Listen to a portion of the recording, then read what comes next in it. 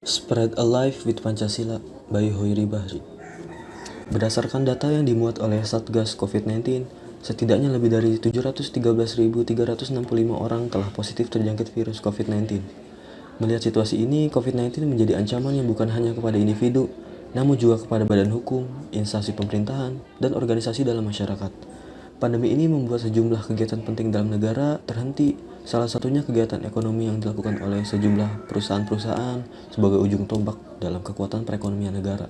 Sehingga lahirlah kebijakan pemerintah yang tertuang dalam PP Nomor 21 Tahun 2020 tentang pembatasan sosial berkala dalam rangka kecepatan penanganan COVID-19 untuk memulihkan keadaan negara.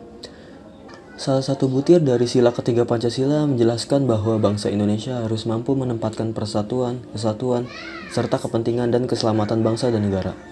Untuk mengimplementasikan atau menerapkan butir tersebut, banyak hal yang bisa kita lakukan di tengah pandemi COVID-19 ini, yaitu menempatkan makna persatuan dengan tidak saling menyalah antar golongan atas hadirnya COVID-19, tidak menyebarkan berita hoaks yang mampu menimbulkan perpecahan, dan memberikan dukungan penuh kepada pemerintah yang telah berupaya semaksimal mungkin melindungi bangsa Indonesia dari COVID-19.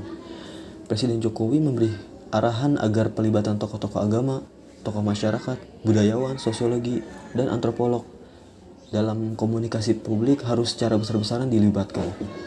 Pelibatan ini agar tindakan seperti mengambil paksa jenazah korban COVID oleh keluarga tidak terjadi lagi. Lalu, bagaimana cara kita hidup di era pandemi seperti ini? Jadi, untuk hidup di era pandemi seperti ini terbagi menjadi dua, yaitu kebiasaan baru dan budaya adaptasi. Apa saja kebiasaan baru yang harus dilakukan? Yaitu menghadapi pandemi, setiap orang mesti beradaptasi dengan kebiasaan baru 3M. Ialah menggunakan masker jika keluar rumah atau di tempat umum, menjaga jarak fisik antar orang minimal 1-2 meter untuk mencegah penularan virus, serta mencuci tangan dengan sabun dan air mengalir supaya selalu bersih. Ini yang disebut protokol kesehatan. Selain itu, setiap pribadi dianjurkan segera mengganti pakaian dan mencucinya jika baru sampai rumah sehabis berpergian. Lalu mandi dan keramas untuk menghindari bibit penyakit yang menempel di pakaian dan badan. Secara individu, kita wajib menjaga kebersihan dan kesehatan diri sekaligus melindungi orang-orang terdekat dari penularan virus yang tak tampak di mata ini. Sebagai anggota keluarga, kita punya tugas untuk saling mengingatkan anggota keluarga lain untuk melakukan apa yang harus dilakukan secara pribadi tadi. Seperti ayah atau ibu wajib mengarahkan kepada anak-anak agar selalu menjaga berperilaku hidup bersih dan sehat. Jika ayah, ibu, dan anak sudah secara sukarela menjalani hidup dengan adaptasi kebiasaan baru, maka perubahan sosial di lingkungan yang lebih luas akan jauh lebih mudah.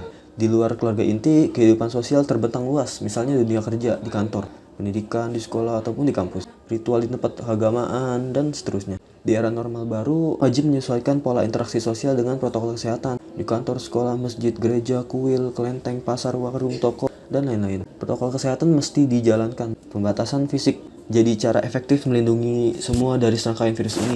Ini namanya budaya normal baru. Oke. Selanjutnya, COVID-19 menyerang manusia secara diam-diam. Perjuangan dokter, perawat, dan petugas medis untuk menyelamatkan pasien COVID tak selalu berhasil. COVID-19 ibarat monster yang mengerikan sekaligus pencetus perubahan budaya yang melahirkan budaya normal baru. Khasanah perubahan budaya atau cultural change dalam antropologi perlu dilengkapi dengan unit analisis berupa realitas sosial untuk masyarakat terdampak pandemi COVID-19. Selanjutnya, bagaimana kebudayaan masyarakat menjemuk merespon pandemi tersebut.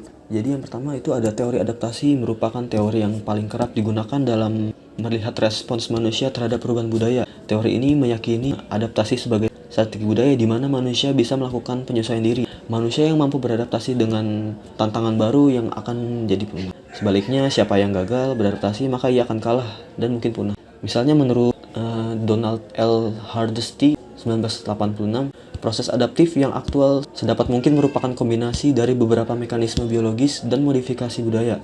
Sehingga adaptasi dapatlah disebut sebagai strategi aktif manusia. Adaptasi dapat dilihat sebagai usaha untuk memelihara kondisi kehidupan dalam menghadapi perubahan. Keragaman budaya berkonsekuensi pada kerumitan perubahan budaya. Misalnya menurut teman antropolog, konsep sehat dan sakit di setiap etnis itu berbeda-beda. Respons satu etnis terhadap pandemi dapat berbeda dengan etnis lainnya. Setiap etnis punya kekhasan, dampak pandemi dan respon masyarakat di kota lain dan dengan desa ataupun pedalaman. Keragaman ekologis, pulau besar dan pulau kecil mempengaruhi respons manusia pada perubahan. Secara antropologis, pemerintah perlu membuat kebijakan dengan pendekatan yang ramah pada keragaman budaya. Semoga dengan Pancasila sebagai buah banis filsafat bangsa, kita dipermudah melewati masa-masa sulit seperti sekarang ini.